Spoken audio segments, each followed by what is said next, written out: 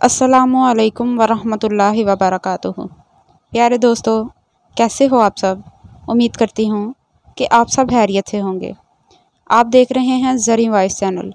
ज़री voice channel पे मैं हाजिर हूँ एक नई और दिलचस्प कहानी के साथ, जिसका उन्वान है बादशाह का हमशक्ल। शिकार के दौरान एक बादशाह अपने सिपाहियों से बिछड़ गया।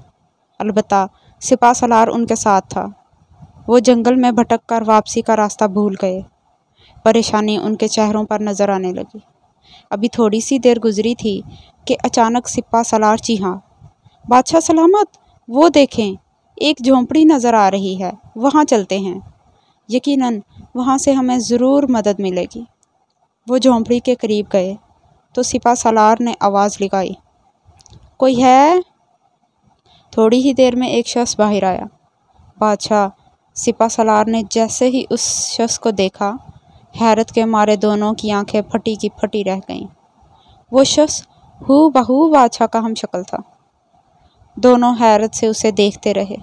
फिर सिपा सलार ने उससे कहा, देखें, हम शिकार करते करते रास्ता भटक गए हैं, यहाँ से निकलने में हमारी रहनुमाई करें। वो शख्स बोला, क्यों नहीं, मगर आप लोग काफ़ी थके हुए लग रहे हैं, कुछ देर मेरे गरीब खाने में आराम कीजिए।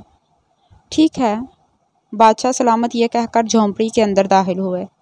चूँकि वो काफ़ी थक चुके थे, इसलिए आराम के लिए लेटे तो उनकी लेटते ही आंख लग गई। सिपा सलार की आंखों से नींद कोसों दूर थी। वो किसी गहरी सोच में डूबा हुआ था। सिपा सलार ने उस शख्स को झोंपड़ी से बाहर आने का इशारा किया। बाहर आकर वो उस शख्स से कहने लगा, तुम्हें मालूम है कि अंदर सोने वाला शख्स कौन है? जी, कोई अमीर शख्स दिखाई देते हैं। वो इस मुल्क के बादशाह हैं। क्या? वो हैरत से बोला, हाँ, और शायद तुम्हें नहीं मालूम कि तुम्हारी शक्ल उनसे हूबहू मिलती है। अगर उनके कपड़े तुम्हें पहना दिए जाएं तो तुम बिल्कुल बादशाह लगोगे। क्या वाकई? वो हैरत से बोला। सिपा सलार ने कुछ सोचते हुए कहा, यकीनन तुम अपनी गरीबी से तंग होगे। अगर तुम मेरी एक बात मानो तो तुम हमेशा हमेशा के लिए अपने गुर्बत से निकल सकते हो। उस शख्स ने पूछा, हैरत से पूछा, अच्छा, वो कैसे? वो ऐसे कि तुम मेरे साथ मिल जाओ। हम किसी चीज़ में बेहोशी की दवा मिलाकर बादशाह को पिला देंगे। उनके कपड़े तुमको और तुम्हारे कपड़े उनको पहना देंगे। इस तरह तुम बादशाह के रूप में मेरे साथ महल चलोगे और वहाँ जाकर दरबार के दौरान वज़ीर खास का मनसब मुझे दिला दोगे। बस तुम बादशाह बनकर शाही कुर्सी पर बैठे रहना और सारे हुक्म मेरे चलेंगे। इस तरह हम मज़े की ज़िंदगी गुजारेंगे। बोलो, मंजूर है? वो गरीब आदमी कुछ देर तक सोचता रहा और फिर बोला, ठीक है, मुझे मंजूर है। ये सुनकर सिपा सलार के चेहरे पर मुस्कुराहट फैल गई। सुबह का सूरज तुलू हुआ। चारों तरफ परिंदों की आवाज़ चहचहाने लगी। बादशाह सलामत बेदार हुए तो उस शख्स ने उनके लिए नाश्ते का एहतमाम किया। सिपा सलार ने आंखों ही आंखों में उस शख्स को इशारा किया। उस पर उसने असबात में सर हिला दिया, यानी हाँ में सर हिलाया। फिर उसने सिपा सलार और बादशाह को कहवा पेश किया। देखो, मैं इन कपड़ों में बिल्कुल बादशाह लग रहा हूँ ना? सिपा सलार ने नज़र भर कर उसे देखा और खुश होते हुए बोला, अरे वाह, तुम तो बिल्कुल असली बादशाह ही लग रहे हो। फिर उसने फ़ौरन अपनी बाईं तरफ देखा तो बादशाह को गरीब के कपड़ों में मलबूस बेहोश हुआ पाया। सिपा सलार ने कहा, तुमने बहुत अक्लमंदी का फ़ैसला किया है। बादशाह को हम इधर ही भटकने के लिए छोड़ देते हैं। अब हम महल में राज करेंगे। चलने की तैयारी करो, बस रास्ता तो तुम्हें मालूम ही है। ये कहकर दोनों घोड़े पर सवार हुए और महल की तरफ रवाना हो गए। खैर, महल पहुंचकर सिपा सलार ने उससे कहा, आज शाम को जब दरबार लगेगा तो तुम वज़ीर खास को उसके मनसब से हटाकर गिरफ्तारी का हुक्म दे दोगे और उसकी वजह ये बताओगे کہ اس نے آپ کی عدم موجودگی میں ملکی نظام کو صحیح طور پر نہیں سنبھالا اور پھر وزیر خاص کے عہدے کے لیے ہمارا نام تجویز کرو گے۔ وہ بولا ٹھیک ہے آپ جیسا کہیں گے میں ویسا ہی کروں گا، لیکن میرا خیال ہے کہ یہ کام ہم کل کریں گے تاکہ کوئی شک نہ کرے۔ ٹھیک ہے کل شام کو یہ کام ہو جائے، یہ کہہ کر سپہ سالار چلا گیا۔ شام کو دربار لگا۔ آج دربار میں معمول سے زیادہ افراد تھے۔ دربار میں تمام لوگ بادشاہ کا انتظار کر رہے تھے۔ بادشاہ سلامت دربار میں تشریف لائے اور شاہی کرسی پر بیٹھتے ہوئے بولے، آج ہم ایک اہم فیصلہ سنانے جا رہے ہیں، وہ یہ کہ ہم ایک غدار کو اس کے انجام تک پہنچائیں گے۔ یہ سن کر دربار میں ایک شور سا ہونے لگا۔ سب آپس میں خسر پھسر کرنے لگے، جبکہ سپہ سالار مسکرائے جا رہا تھا۔ کون ہے وہ غدار عالم پناہ؟ ایک وزیر نے پوچھا۔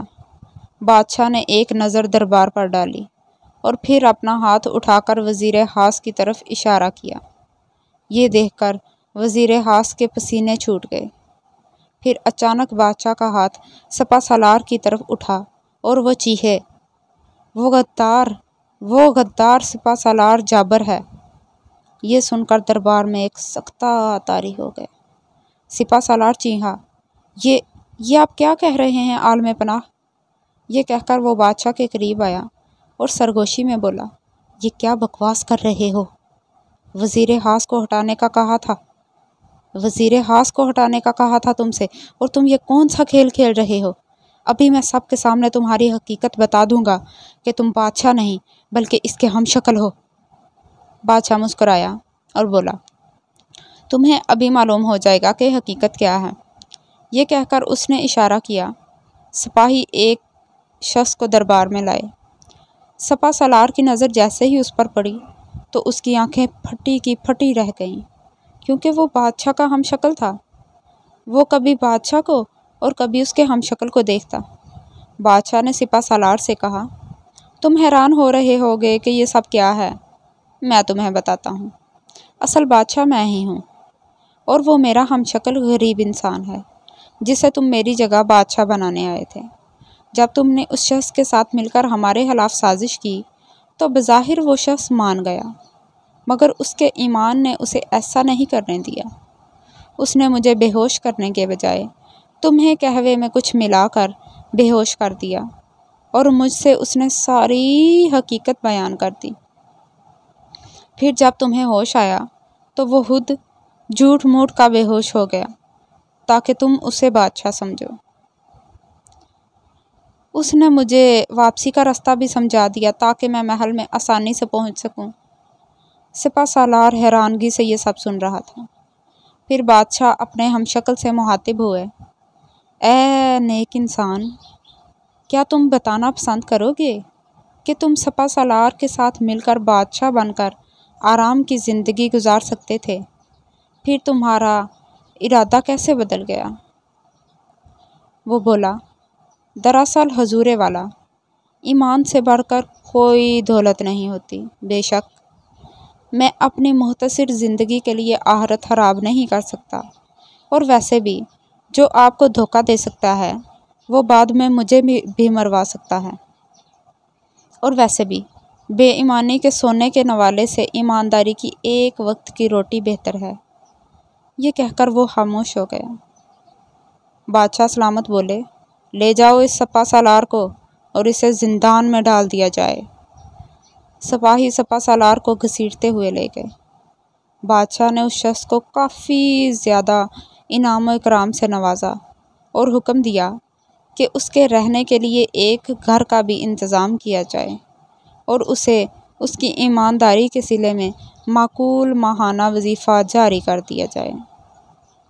تو دوستو، کیسی لگی آپ کو میری یہ کہانی؟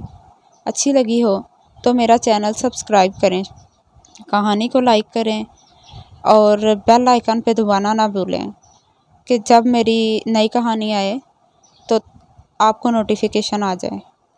ملتے ہیں ایک نئی کہانی کے ساتھ، تب تک کے لیے اللہ حافظ۔